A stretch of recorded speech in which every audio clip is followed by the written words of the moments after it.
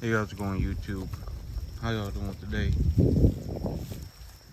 I checked the Weather Channel this morning. It's saying by the end of the month we got another chance of rain. We got another chance of rain on Sunday this week, but I'll have to see. It says it's like 25. It's hovering between 25 to 40%. Sometimes they'll say 40, sometimes they'll say 25. But I'm gonna go check what the YouTube people are saying here later today. Got these animals chewing on grass. They look good. I need to start taking some animals to market. Need to start clearing up my debt.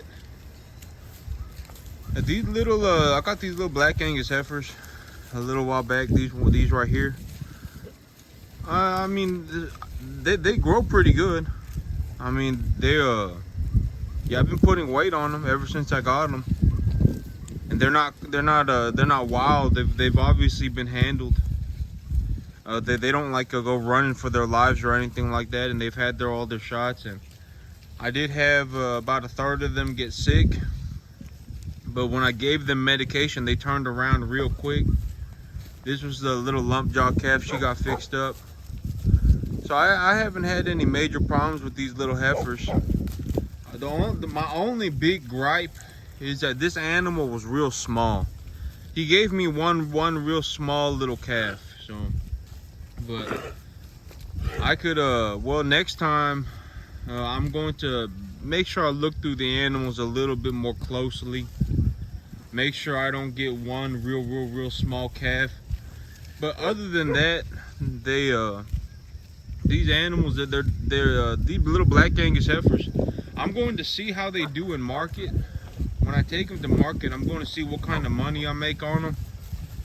And if I make good money on them, I wouldn't be opposed to buying these little black Angus heifers from a local rancher. He told me he's got so many cattle. He told me he's got several hundred mama cows, and he's dropping these calves all the time. And he told me that the mama cows are registered black Angus, and the father bull is a registered black Angus, but he doesn't go out of his way to register the offspring unless I guess he's going to keep them, or I don't know exactly what's going on. But these are unregistered animals from registered animals. So these little black Angus animals, I'm going to see what I get for them in market. And if I get good money for them in market, I know where to get them. So I wouldn't be opposed to going buying these animals. And I also got another guy that I know, another man that I know. I don't know if he accepts credit line. The big thing is that this farmer that I buy these animals from, he doesn't accept credit lines, and so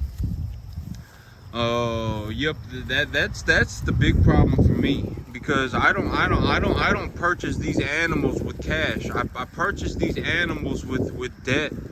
I purchase these animals with credit that the bank gives me, and so yep, I don't purchase these animals with money, with cash. But I found another man here. He's got a ranch out here, and he's got more of a Brangus type animal, and I was like, yeah, he's got them for a little bit cheaper per pound. And I was thinking maybe I'd go and pick up some animals. Okay, so I ain't gonna say I was thinking. I am going to once I get my money figured out, I'm gonna go and pick up a few animals from him too, and I'm going to see how his animals do here. And those animals, I'm going to see how they do at market.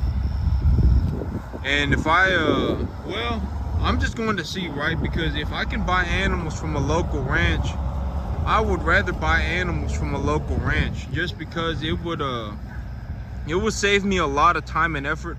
Like if I went and bought from a local ranch, right, chances are they'd give me a little bit better of a price than they would get at the auction, because they don't have to worry about paying commissions. They don't have to worry, and a lot of people, they don't like me, even me. I don't like seeing 2.5 weight animals at an auction surrounded by other cattle. Because okay, so animals, if someone's got like a real sick animal and they're just trying to send it off to get slaughtered, they'll take it to the auction. A lot of these people will take it to the auction, and if a little 2.5 weight calf is standing next to that animal, chances are that that calf is going to get sick.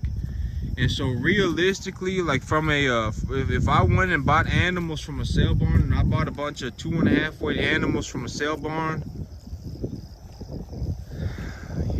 yep, I mean there's going to be some illness going around.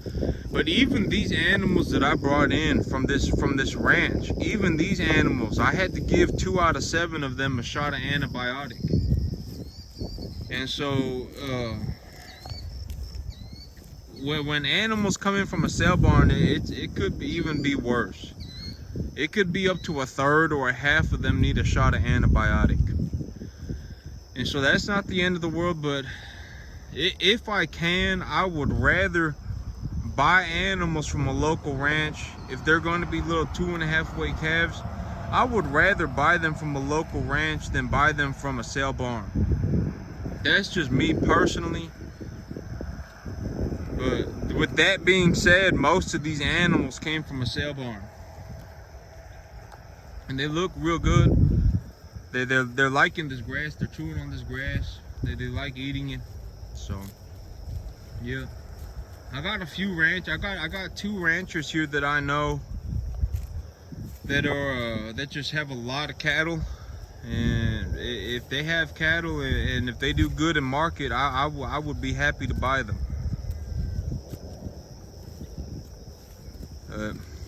Got to see how much money I make first. That's the big thing, because if I know I can make money on them, I know where I can get them. But I'm just gonna, you know, realistically right now, I'm fixing to make a lot of money. The cattle market's been going up in a vertical line practically. It's just been going up and to the right, as they say in the stock market. Cattle market has just been going up and to the right, almost vertically for the last year.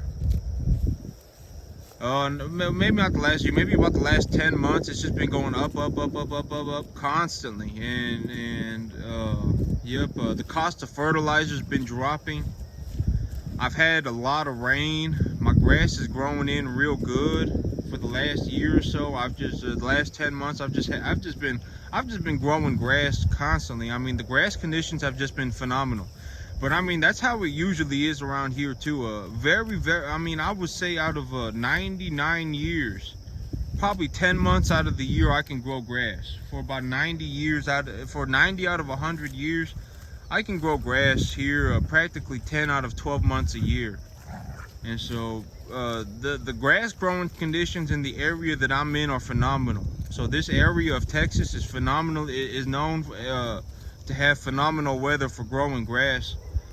A lot of people out here grow hay. But yep, the grass has been growing in real good. The cost of fertilizer has been dropping. I've been doing very well growing the grass.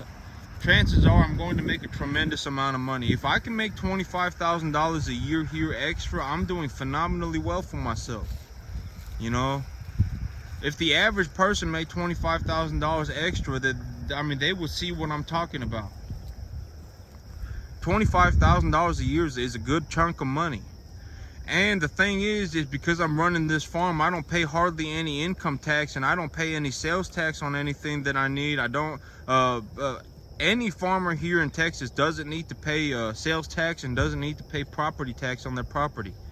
And so so zero property tax, zero sales tax. I've got a registered LLC. These cattle are on my LLC as an asset, so I wrote them off on my taxes. So I don't hardly pay any income tax.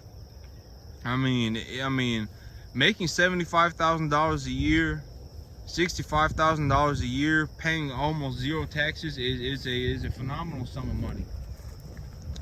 But that's it for me today, YouTube. Y'all have a good one.